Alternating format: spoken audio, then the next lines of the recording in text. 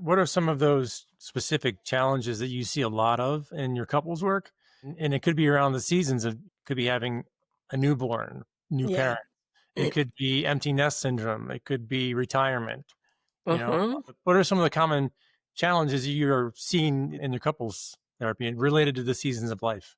Yeah, I mean, absolutely. Having a baby, it is often simultaneously the most beautiful, emotionally connecting, bonding experience.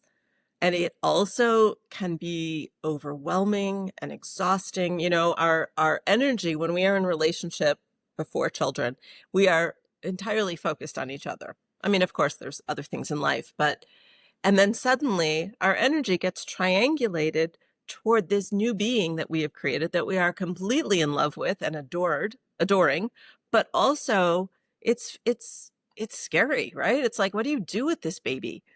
What do and then there's the sleep deprivation and the figuring out how to parent and how to parent together and how life changes. And I think it is also a time I see a lot, sometimes even during the pregnancy period, where a person's fears of can they be a good parent, memories of their own childhood, if it was difficult, can really get triggered and play out between the couple.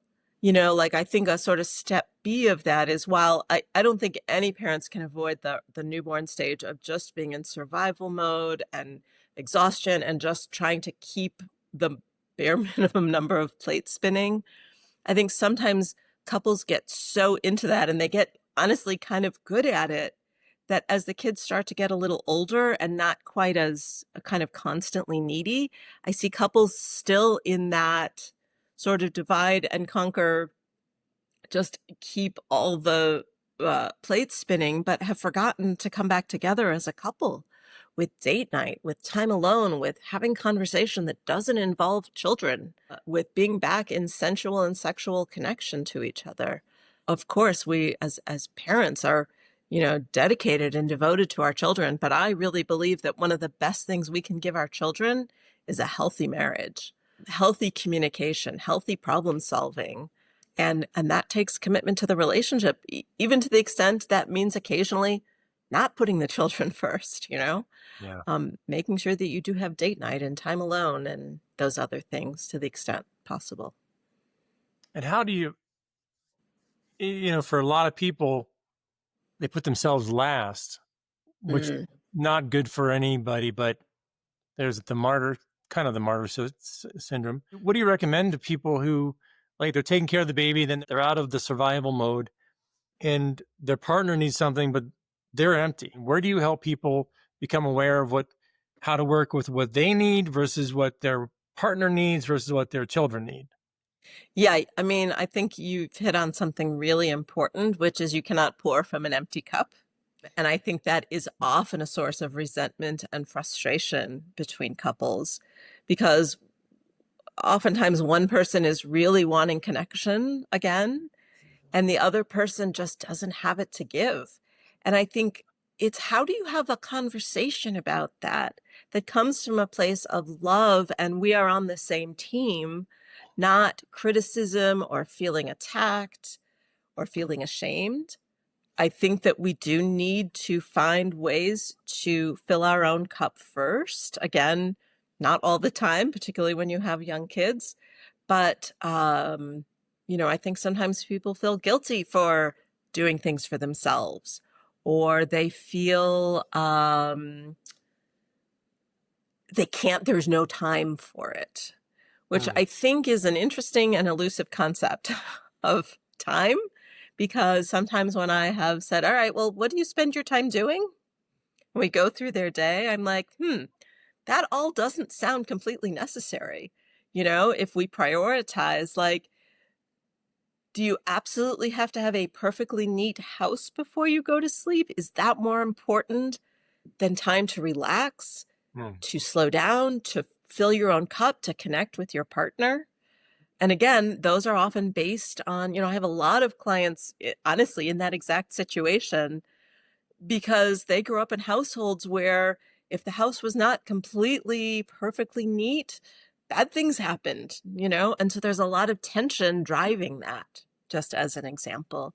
But when we can look at that from this place of curiosity, from our bringing in what old wounds and traumas are getting triggered in the here and now, it it can be this path toward freedom from those things. And also understanding our partner, you know, in that example I gave. I mean, again, this has happened a lot, and where one partner thought their partner was just being really critical of them for, you know, leaving a teaspoon in the sink. And when they understood the how frightening in the other person's system that teaspoon felt, way disproportionate to the teaspoon, you Mhm. know, it became this bonding experience where they could understand that this really wasn't about them. And there's this really beautiful way where, you know, we have to be our primary caretakers. Like in that example, that person needs to work to heal that wound of the trauma energy that they grew up in. But our partners can be our secondary caretakers, you know, where they help support that person rather than make it worse. And Mhm. that is the really beautiful experience when two people can grow together. Do people come to you before they have the baby? Like if during pregnancy, does the couple come to you for that kind of new parent planning? I don't know if that happens or not. I mean, I've had a little bit of that. I have, because one of my specialties is around working with women around the stuff that comes up around whether it's pregnancy or infertility or new motherhood, because oftentimes for a woman, because they're biologically experiencing so much more than their male partner, Right. assuming they have a male partner, um, they're already thinking about this stuff more. Whereas for men, this often doesn't happen until the birth. And actually, men's brains who are present during the birth of their child change as well, not just a woman's brain. So there's certainly been a lot of preparatory work I've done with women. Occasionally, they have brought in their male partner. Oftentimes, I have seen that more happening more after the baby is born, not right after the baby is born, because again, people are in survival mode, but trying to find a way to stay or come back into connection now that there are children in the home. Mhm. And what about as the other seasons? I'm not sure what other seasons you see a lot of, whether it's, the kids are in school part of the day or whether there's empty nest Yeah. syndrome. I'm not sure what other seasons you see a lot of right Well, now. one of the seasons is, I would say, in order, is how do people juggle all of their different roles? If both people are working full time or one person is considering stepping either down into working less or not working at all, and then how does that flow and how does that change the dynamics between the couple? Because if one person is suddenly not earning as much money or more responsible for the household, and I find people are not often doing as much due diligence about planning for that, and Mhm. they think it'll just naturally work out, and that is often not the case. And I think some other stages that happen, interestingly, that sometimes happen at a similar time, is the youngest children leaving the nest, a woman going through menopause, Yeah. and perimenopause, which can literally last 10 years. The perimenopause, menopause, and postmenopause can run a 10-year period that I think is often silently affecting a couple in ways they're not consciously aware of, or they're attributing it to other things. Mhm. And then going through death of parents can impact the couple.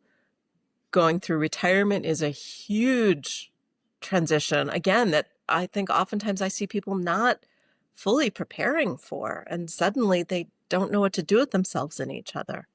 Right. And illnesses that come up Mhm. can, at any stage, impact all sorts of things: a person's emotional life, their physical functioning, just that fear, particularly if it's impactful in their functioning or touching their own mortality, if they have a potentially life-threatening illness, can be very scary. And it's surprising to me how often people aren't really talking about it. Mm, You know, they're often in functioning mode and mm. figuring stuff out, but they aren't actually talking about the thing that is between them and the thing it's bringing up for both of them.